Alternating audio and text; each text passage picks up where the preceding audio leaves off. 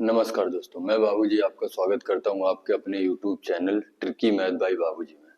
आज परसेंटेज की तीसरी क्लास है। ठीक है, हम वही क्वेश्चन करा रहे हैं जो एग्जाम में पूछे जा सकते थे। ठीक, और पिछले आए हुए क्वेश्चन है, आज 20 क्वेश्चन है। ठीक है, और आज ये 20 क्वेश्चन करेगा है और बहुत अच्छी ट्रिक के साथ में है और यही क्वेश्चन पूछे जाएंगे। हम वही क्वेश्चन करा रहे हैं जो अधिकतर एग्जाम में यहाँ पूछे जा रहे हैं। ठीक, और एग्जामिनर पूछे जैसे सीजीडी भैया। आ जाओ भाई।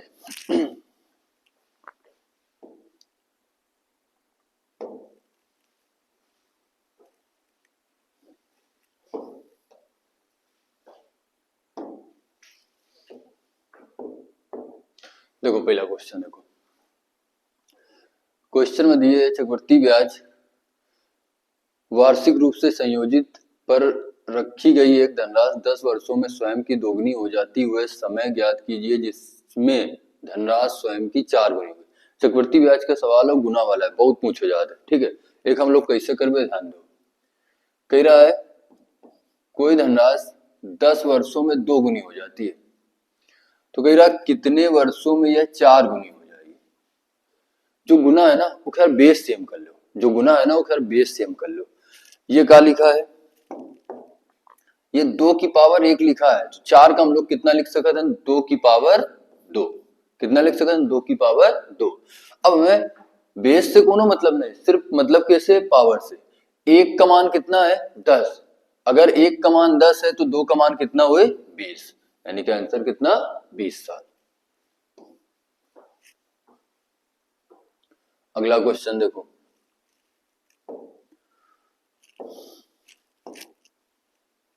ये देखो, ये क्वेश्चन एलसीएम एचसीएफ का है। 44 आम, 121 केले और 11 सेब हैं। इन्हें कई पंक्तियों में इस प्रकार व्यवस्थित करना है कि प्रत्येक पंक्ति में समान संख्या में फल हों और प्रत्येक पंक्ति में एक प्रकार का फल हो। पंक्तियों की न्यूनतम संख्या कितनी है। देखो 44 जो है ना वो आम के पेड़ है। ठीक, 121 जो है वो केले के पेड़ है और 11 सेब के पेड़ है। तो देखो ये पॉइंट का है कि समान संख्या में फल हो, यानी कि इनका काले का एचसीएफ, काले का है एचसीएफ।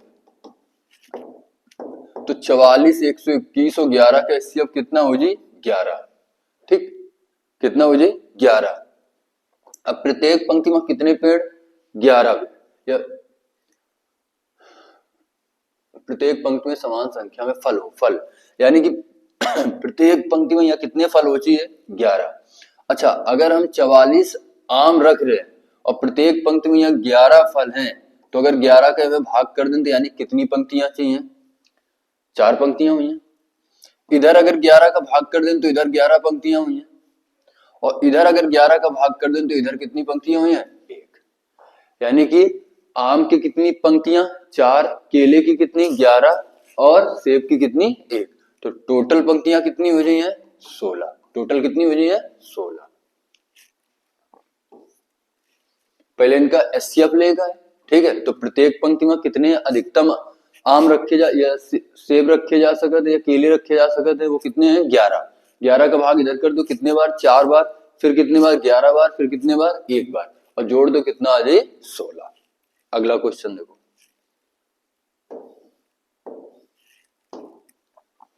ये देखो, एक वर्ष में सपना का औसत मासिक व्यय वर्ष के प्रथम 3 महीनों के लिए 1100 रुपए है। प्रथम 3 महीनों के लिए कितनी है, 1100 रुपए। ठीक, औसत मासिक व्यय वर्ष के प्रथम 3 महीनों के लिए कितना है, 1100 रुपए। तो टोटल कितना हो जाए, 3300। अगले 5 महीनों के लिए कितनी है, 1000 रुपए, यानी कि कितना योग बन जाए, 5000। फिर अंतिम 4 महीनों के लिए कितनी है, 1200। तो ये कितना बन जाए, 4800। कितना बन जाए, 4800। यानी कि टोटल योग कितना मिले,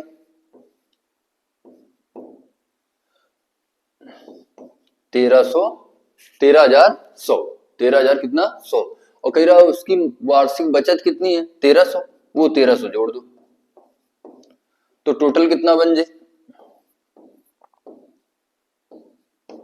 14,400। ठीक है, टोटल योग कितना बन गया 14,400। कह रहा सपना की औसत मासिक आय कितनी है, तो औसत निकालने खातिर कुल पदों का योग बटे कुल पदों की संख्या, तो कुल पदों का योग कितना है, यानी कि टोटल इनकम कितनी आ गई 14,400। और में से देखो जो महीनों की संख्या है वो कितनी है 7, 5, 12, तो वैसे 12 का भाग कर दो, यानी कि 12 का भाग करिए तो कितना आ जाए 1200, कितना आ जाए 1200। अगला क्वेश्चन देखो, ये देखो ये काम समय क्वेश्चन है। ठीक है, बिल्कुल आसान क्वेश्चन है। ठीक, कह रहा है आर एक काम को 90 दिनों में पूरा कर सकता है, कुल काम का कितना प्रतिशत काम आर द्वारा 45 दिनों में करेगा। यानी कि अगर पूरा काम वो 90 दिन में कर रहे हो, पूरा काम कितने दिन में कर रहे हो 90, अगर पूरा काम 90 दिन में कर रहे हो तो 45 दिन में कितना काम करी 45 बटे 90 और गुणा कितना 100 का परसेंट निकालेगा, सॉल्व कर देगा। ये कितना आ जाए 2 भाग करिए तो कितना आ जाए 50%, तो कितना काम कर दी 50%। बेहद आसान क्वेश्चन है। अगला क्वेश्चन देखो, ये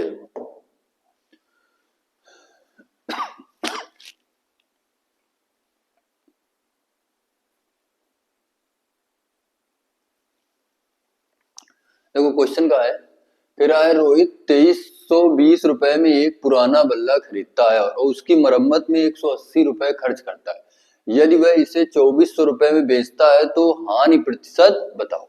देखो जो बल्ला है वो कितने खरीद के ला रहे है 2320 का, और कि मरम्मत में कितना रुपया खर्चा कर रहे हो 180, कितना खर्चा कर रहे हो 180, जोड़ दो 0, 0, 5, 25, यानी कि जो क्रय मूल्य है वो बल्ले का कितना बन गया 2500, और बेच कितने करो है एसपी, बेच कितने करो है 2400, यानी कि 2500 2320 का खरीद रहे हो 180 खर्चा कर रहे हो, यानी कि उसका बल्ला पड़ो कितने का 2500 का, और बेच कितने दिन है 2400 का, तो कितने की हानि हो रही है 100 की, कितने पर हो रही है 2500 पर, इंटू कितना 100, इंटू कितना 100, सॉल्व कर दो 2 जीरो 25 से काट दो कितना आ जाए 4% की हानि, कितना आ जाए 4% की हानि। अगला क्वेश्चन देखो, ये देखो ये परसेंटेज का क्वेश्चन है। ठीक, परीक्षा वाला क्वेश्चन है, कह रहा है एक विद्यार्थी ने एक परीक्षा में 75% अंक प्राप्त किए और उसे 60% अंक प्राप्त करने वाले दूसरे विद्यार्थी के अंक से 30 अंक अधिक प्राप्त हुए, परीक्षा के अधिकतम अंक कितने, ध्यान दो एक का कितने मिले, एक का मिले 75%, ठीक, और दूसरे का कितने मिले 60%, और जो 75 वाला है ना वो 60 से कितने अंक ज्यादा लेकर और 30, यानी कि इधर परसेंट में कितना अंतर है 30%, तो 30% में कितना अंतर है 15, तो 15% बराबर कितने अंक के 30 अंक के, तो लिख सकते हैं 30 बटे कितना 15, पूर्णांक निकालने खातिर कितने गुणा 100 का, सॉल्व कर दो कितने बार 2 बार भाग जी, यानी कि आंसर कितना 200, तो पूर्णांक कितना है 200। अगला क्वेश्चन देखो 7वां,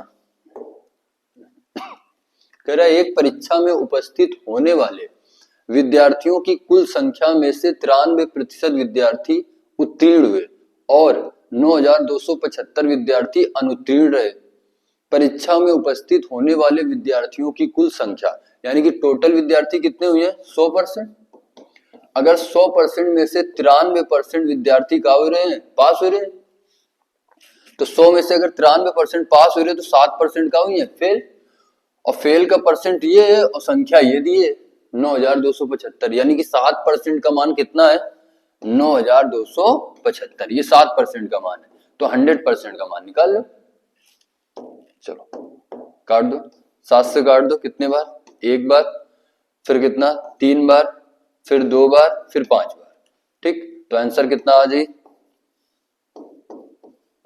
1,32,500, सी नंबर। आ जाओ क्वेश्चन नंबर 8वां। ये देखो पिछली क्लास में एक ऐसा क्वेश्चन कराई रहा है, ठीक है, हम कह रहे हैं ना कि एसएससी बार बार क्वेश्चन रिपीट कर रहे हैं, ठीक है, 21, 22, 23 के क्वेश्चन पैटर्न वही रही, ठीक है, कॉन्सेप्ट वही रही, ठीक, बस संख्याएं बदल दे। देखो कह रहा है पी क्यू और आर के बीच कितना 8400 रुपए को क्रमशः किस अनुपात में 2/3, 3/1 और 1/3 के अनुपात में बांटा जाता है। रेशियो बना लो सही से। इनका एलसीएम 3 का एलसीएम कितना आ जाए 3। अब 3 का भाग 3 में कितने बार, एक बार, 2 में 1 का गुणा करियो कितना आ जाए 2, 1 का भाग 3 बार, 3 गुणा 3 कितना आ जाए 9, 3 का भाग 3 में एक बार, 1 में से 1 का गुणा करियो कितना आ जाए 1, ठीक, तो ये क्या है पी क्यू आर का रेशियो, ठीक है, तो टोटल ये कितना हो जी 12, और 12 बराबर कितना है 8400 रुपया बटेगा भाई, तो 1 का मान कितना आ जाए 700, 1 का मान कितना आ जाए 700। तुमसे पूछ रहा हूं आर का हिस्सा बताओ, तो आर का रेशियो कितना है 1, तो 1 का मान कितना है 700। अगर तुमसे पूछ दे कि पी का बताओ तो कितना आ जाए 1400, 700 गुणा 2, अगर क्यू का पूछी तो कितना आ जाए 6300। क्वेश्चन नंबर 8, ये देखो स्वप्रियल 16 दिनों में एक सोफा बना सकता है। रेवती के साथ मिलकर काम करते हुए वह काम को 128/17 दिनों में पूरा कर सकता है। देखो ये कितने दिन में कर रहे हो 16 दिन में, और कह रहा है रेवती के साथ में, यानी कि ये दोनों अगर मिलकर करें, ठीक, तो 128/17 दिनों में काम पूरा कर सकता है। बताओ इनका एलसीएम यानी कि 128, कितना 128, ठीक, 16 का भाग कितने बार जी 8 बार, और 128 का कितने बार एक बार, 17 गुणा करियो कितना आ जाए 17। देखो जो एलसीएम ले वो का है टोटल का, जो भाग दे के निकाले वो का है क्षमता, यानी कि सुप्रियल की क्षमता कितनी है 8 और दोनों की क्षमता कितनी है 17, ठीक, अगर हम दोनों की क्षमता में सुप्रियल की क्षमता घटा दें, ठीक है, तो इधर से रेवती की क्षमता आ जाए, ठीक है, तो 17 में से 8 माइनस यानी कितना बचा 9, कितना बचा 9। अब कह रहा है क्वेश्चन में कि तो काम पूरा करने में रेवती को कितने दिन लगेंगे, तो टोटल काम कितना है 128, और ये कितने एक दिन में कितना काम करे थे रेवती 9, तो आंसर 128/9, डी नंबर।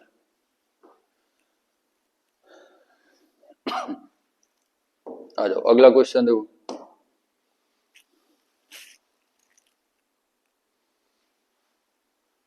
देखो ये मिश्र समानुपात का क्वेश्चन है, ठीक है, इनमें से एमडीएच मसाले वाला फार्मूला लगी, ठीक, फार्मूला का है ऊपर ध्यान दो, M1 D1 H1 अपॉन में W1 बराबर M2 D2 H2 अपॉन में W2, यानी कि M मतलब आदमी, D मतलब दिन, H मतलब घंटे, W मतलब कार, ठीक।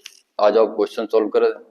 क्वेश्चन में दिए यदि 72 जिल्द साज 720 किताबों को जिल्दबंदी 22 दिनों में करते हैं, यानी कि बनाते हैं, ठीक है, तो इधर से कितने आदमी हैं 72, ठीक, टोटल काम कितना है 720, वो नीचे लिखेगा, और दिन कितने हैं 22, घंटे नहीं दिए छोड़ दो, ठीक, बराबर कह रहा है तो 12 दिनों में 660 पुस्तकों को जिल्दबंदी करने के लिए कितने जिल्द साजों की आवश्यकता है, तो आदमी पूछ रहे हो तो हम कितना मान लें x, ठीक, और दिन कितने दिए 12, कितना बनाने का है 660, 660। अब एक सॉल्व कर लो भाई, देखो 0 से 0, 72 से 72, ठीक है, एक 6 से काट दो, ये 2 आ जाए, ये कितना आ जाए 11, फिर 2 से काट दो, ये कितना आ जाए 11, और 11 गुणा 11 यानी कि 121। कितने आदमियों की आवश्यकता होगी? 121।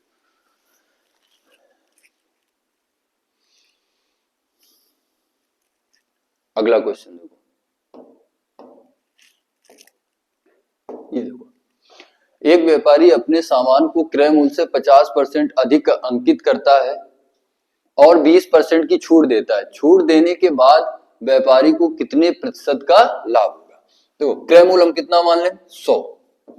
अगर वो 50% अधिक अंकित कर रहे हो तो एमपी जो है वो 100 से 50% ज्यादा हुई कितना? 150। 100 से 50% ज्यादा हुई कितना हुई? 150, ये एमपी। ठीक, अब वो कह रहा है कि छूट कितनी दे? 20%। तो छूट हमेशा एमपी पर मिले थे। अब इधर अगर वो छूट 20% दे रहे है तो 150 का सीधे 80% निकाल लो, तो विक्रय मूल्य आ जाए। ठीक, या तो ये 150 का 20% निकाल के फिर 150 में घटा दो, या तो 150 का 80% निकाल लो। देखो, 0 से 0, 0 से 0, यानी कि 15 अट्ठे 120, यानी कि जो एसपी है ना वो विक्रय मूल्य कितना है? 120। अच्छा, वस्तु कितने का है? 100 की। बेच कितने का? 120 का। तो कितने का फायदा हुआ? 20 का। कितने पर? 100 पर। परसेंट निकालने खातिर गुणा 100, इससे प्रॉफिट परसेंट आ जाए। ठीक, 100 से 100 कट जाए, यानी कि आंसर कितना? 20%। आंसर कितना? 20%। अगला क्वेश्चन देखो, ये देखो, छोटा क्वेश्चन है लेकिन अगर थोड़ी सी गलती की नो तो आंसर गलत है।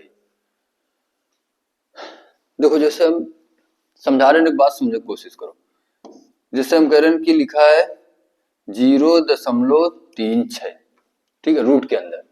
तो अगर हम 36 के यहाँ बाहर निकालें रूट के, ठीक, तो कितना आ जाए? 6। ये कितने अंक के बाद दशमलव लगा है? 2 अंक के बाद। तो बाहर निकल गई तो कितने अंक के बाद हुए? 1 अंक के बाद। कितने अंक के बाद हुए? 1 अंक के बाद।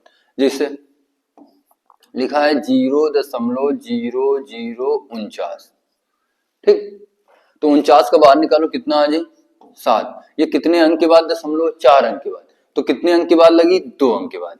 ठीक, अगर 4 अंक के बाद है तो रूट के बाहर निकलियो 2 अंक के बाद, अगर 2 अंक के बाद है तो रूट के बाहर 1 अंक के बाद, अगर 6 अंक के बाद हुई ना तो रूट के बाहर निकलियो तो कितने अंक के बाद? 3 अंक के बाद दशमलव लगी। ठीक, आ जाओ, अब देखो इधर हम बाहर निकाल ले तो देखो अंक कम हो रहे, कम अंकन के बाद दशमलव, इधर बढ़ के लगी। ठीक, अगर इधर हम स्क्वायर करें 1 अंक के बाद है तो स्क्वायर करने के बाद 2 अंक के बाद आ जाए। ठीक, कैसे? आओ एक बार ध्यान दो। देखो, इधर 1 का स्क्वायर कितना रहे? 1, लेकिन जो दशमलव है ना इधर 1 अंक के बाद है तो इधर कितना आ जाए? 2 अंक के बाद। ठीक, इधर देखो 1 का स्क्वायर कितना रहे? 1 का रहे, इधर 2 अंक के बाद है ना दशमलव, तो अब स्क्वायर करें पर कितने? 4 अंक के बाद आ जाए। कितने अंक के बाद आ जाए? 4 अंक के बाद आ जाए। ठीक, अब इन्हें जोड़ देगा, तो जोड़ने का आसान तरीका, दशमलव के नीचे दशमलव हमेशा रखेगा, ये बात को याद रखो, गलती नहीं करेगा। ठीक, फिर दशमलव के नीचे दशमलव, ये जोड़ो 0 0 फिर 0 फिर 1। ठीक, इधर से कितना आ जाए? 1, इधर से 0, इधर से 1, इधर से 0, इधर से दशमलव, यानी कि आंसर कौन सा है? बी।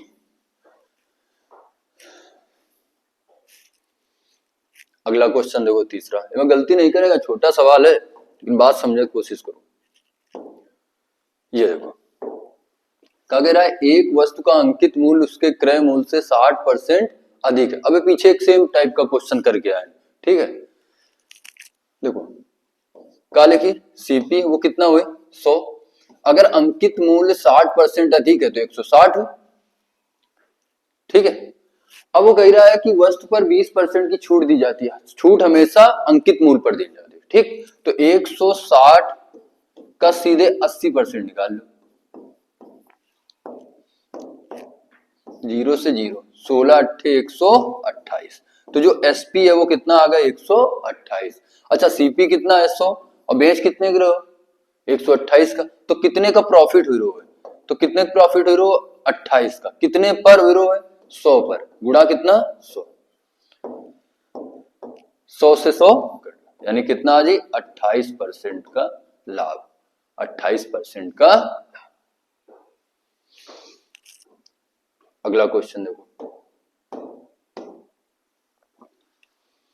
पिछले वीडियो में ऐसे क्वेश्चन कराई है, बार बार एसएससी पूछा था, 2021 में पूछ रहे, फिर 2024 में पूछ रहे है, ठीक है।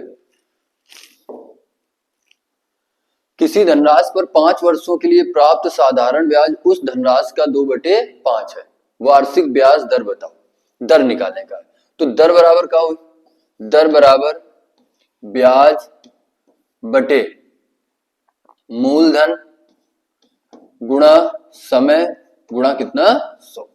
अब देखो कह रहा है साधारण ब्याज उस धनराशि का कितना है 2/5 है, कितना है 2/5 है, यानी कि ब्याज कितना हो जाए 2 और मूलधन कितना हो जाए 5, ठीक। तो ब्याज ऊपर रखो, रेट निकालने खातिर ब्याज कितना होगा 2, मूलधन कितना होगा 5, और जो समय दिए वो भी कितना दिए है 5 इंटू कितना 100। सॉल्व कर लो, 25 से काट दो, कितने बार जी 4 बार, यानी कि आंसर कितना 8%, यानी कि रेट कितनी है 8%। आ जाओ अगला क्वेश्चन, ये देखो करो।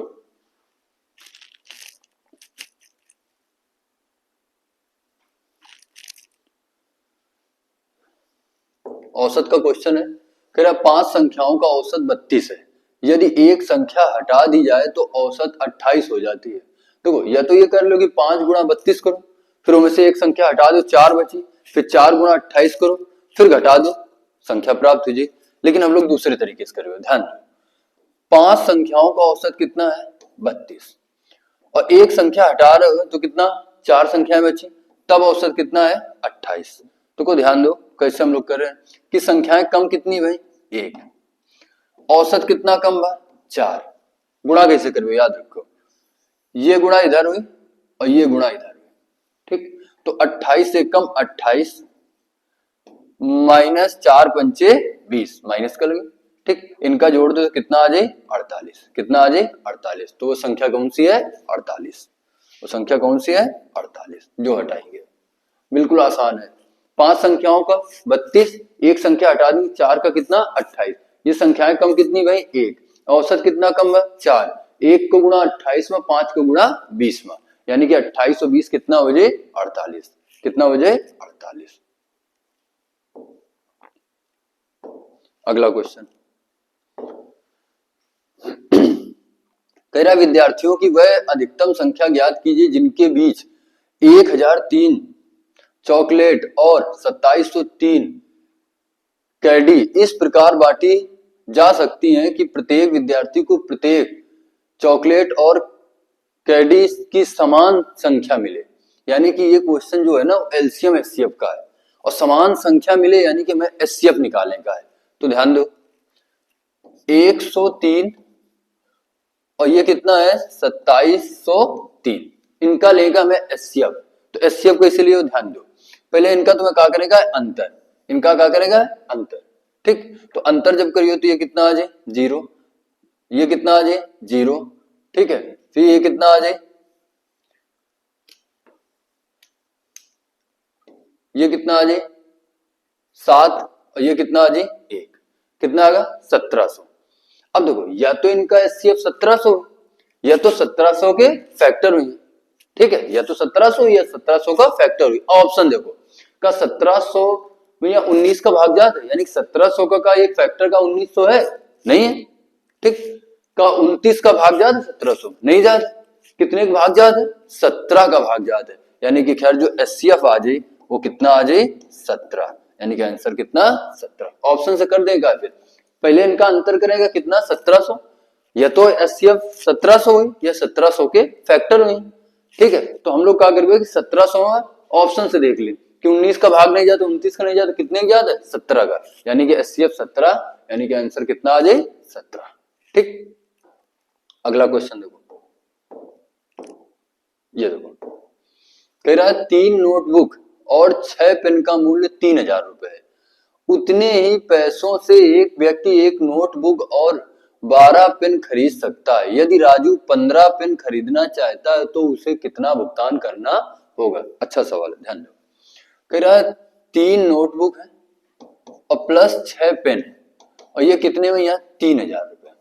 फिर कह रहा उतने ही पैसों में एक नोटबुक प्लस 12 पेन उतने ही पैसों में 3000 में खरीद सकता है।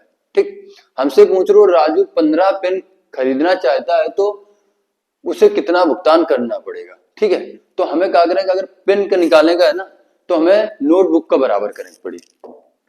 नोटबुक का बराबर कर लो, इधर से बराबर करेंगे मतलब कि ये 3 है तो एक 3 बना लो, यानी कि नीचे कितने गुणा करा दो, 3 का। ठीक, और ऊपर 1 का गुणा करिए, कोनो फर्क ना पड़े।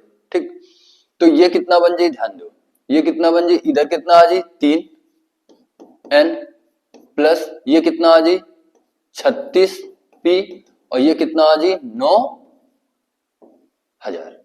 ठीक है, कितना आ जाए 9000। अब देखो इससे मतलब खत्म। अब इतने का ध्यान दो, अब इन्हें घटा दो तो माइनस माइनस माइनस, ये तो चीज कट जाए। ये कितना है, ये प्लस का 6p है, ये माइनस का 36p है, यानी कि कितना बचे 24p। ये काय का, माइनस का। इधर से माइनस का कितना आ जाए 6000। ठीक, माइनस से माइनस 24 का भाग दियो तो एक पेन की कीमत कितनी है, एक पेन की कीमत कितनी है,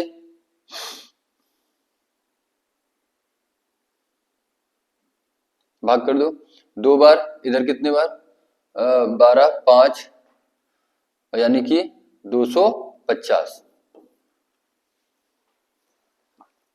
नहीं 250 नहीं भाई। ठीक है, 2 से काट दो, सही है। अरे भाई इधर गलती है, इधर 36p में या 6p माइनस करो कितना आ जाए 30p। ठीक है, अब देखो माइनस से माइनस ये कट जाए, 0 से 0, 3 का भाग करियो तो एक पेन की कीमत कितनी आ जाए 200। एक पेन की कीमत कितनी आ जाए 200। अगर एक पेन की कीमत कितनी है 200 तो हमसे पूछो इस 15 पेन की कीमत कितनी होगी, तो 15 गुणा करा दो, कितना आ जाए 3000। कितना आ जाए 3000, डी वाला। एक बार फिर समझ लो, देखो कह रहा है 3 नोटबुक है और 6 पेन की कीमत कितनी है 3000। फिर कह रहा है उतने ही पैसों में एक नोटबुक और 12 पेन खरीद सकता है। तो इधर देखो कि एक नोटबुक प्लस 12 पेन बराबर कितने के 3000। तो हम नोटबुक का बराबर किए ना, तो 3 का नीचे गुणा करा देना, तो इधर से 3 नोटबुक आ गए प्लस 36 पेन आ गए, ये कितना आ जाए 9000। घटा लेना, यानी कि ये कितना आ जाए, ये तो कट जाए, ये कितना आ जाए 30 पेन बराबर कितने के 6000 के, माइनस से माइनस कट जाए, एक पेन बराबर कितना आ जाए 200 के। तो कह रहा 15 पेन अगर खरीदना चाहता है तो उसे कितना भुगतान करना होगा, तो 200 गुणा 15 यानी कि कितना 3000। आओ अगला क्वेश्चन देखो, ये देखो ये ज्यादा आसान क्वेश्चन है। कह रहा है यदि 6 पेन का क्रय मूल्य 5 पेन के विक्रय मूल्य के बराबर है, अंदर अंदर गुणा बाहर बाहर, यानी कि जो सीपी है वो कितना आ जाए 5, जो एसपी है वो कितना आ जाए 6, यानी कि कितने का प्रॉफिट है 1 का, कितने पर है 5 पर इंटू कितना 100, आंसर कितना आ जाए 20%। 5 का भाग कर दो कितना आ जाए 20%, बी वाला। ठीक, अगला क्वेश्चन देखो,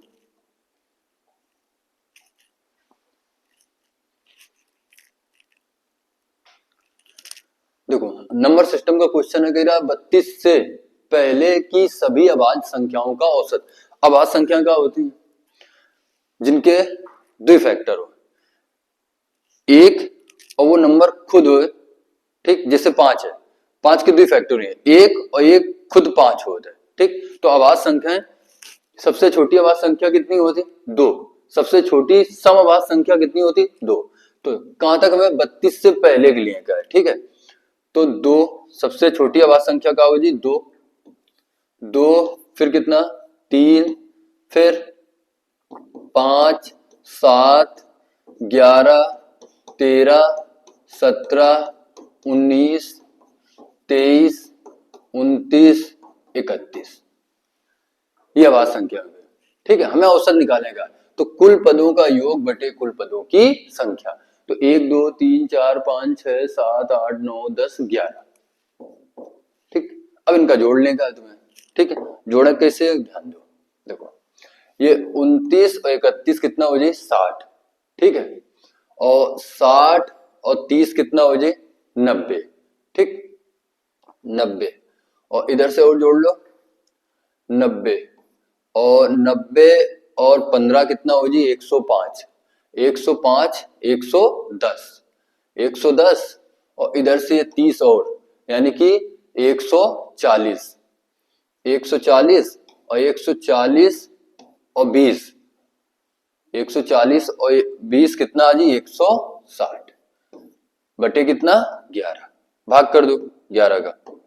कितने बार जी, एक बार, बचे कितना 5, फिर कितने बार जी 4 बार। ठीक है, अब कितने बार जी,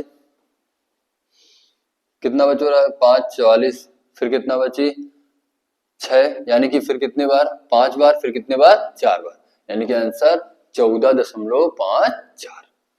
तो देखो 32 से पहले की सभी अभाज्य संख्याओं का औसत कितना होगा, तो सबसे छोटी अभाज्य संख्या कितनी होती 2, सबसे छोटी सम अभाज्य संख्या वो कितनी होती 2 होती। तो देखो 2 3 5 7 11 13 17 19 23 29 31, 32 से पहले लिख रहा है, तो ये संख्याएं आ गई अभाज्य। तो हमें औसत निकालना है, तो कुल पदों का योग बटे कुल पदों की संख्या। तो कितनी संख्याएं हैं, कितनी संख्याएं हैं 11 और कुल पद कितने हैं। ठीक है, कुल पद कितने हैं 11, टोटल हम योग कर दें कितना 160 बटे 11, सॉल्व कर दें 14.54 आंसर। अगला क्वेश्चन देखो, ये देखो ये बेलन का क्वेश्चन है। ठीक है, और मेंसुरेशन का क्वेश्चन है। कह रहा है 70 सेंटीमीटर आधार की त्रिज्या और 14 सेंटीमीटर ऊंचाई वाले बेलन का वक्र पृष्ठीय क्षेत्रफल कितना है। देखो बेलन के वक्र पृष्ठ का क्षेत्रफल का जो फार्मूला होता है वो कितना होता है 2 पाई आर एच, वक्र पृष्ठ का क्षेत्रफल। ठीक, पाई का मान 22/7 लेने का है, तो 2 गुणा 22/7 आर, आर कितना है 70, एच कितना है ऊंचाई कितना है 14, सॉल्व कर देगा ये कितना आ जाए 10। ठीक है, अब गुणा करा दो तो ये 44। ठीक है, गुणा करा दो 0 6 56 और 5 61, यानी कि कितना आ जाए 6160 6160। ठीक है, तो आज 20 क्वेश्चन, अब अगली क्लास में या फिर 20 क्वेश्चन, 3 क्लासें हो चुकी हैं। ठीक है, अगली क्लास चौथी हुई प्रैक्टिस सेट की। ठीक, और यही क्वेश्चन अधिकतर एग्जामिनर आगे पूछे। ठीक है, हम वही क्वेश्चन करा रहे हैं जो पूछने की संभावना है एग्जामिनर की। ठीक, अगर वीडियो पसंद आओ तो लाइक और शेयर जरूर करो। ठीक है, धन्यवाद।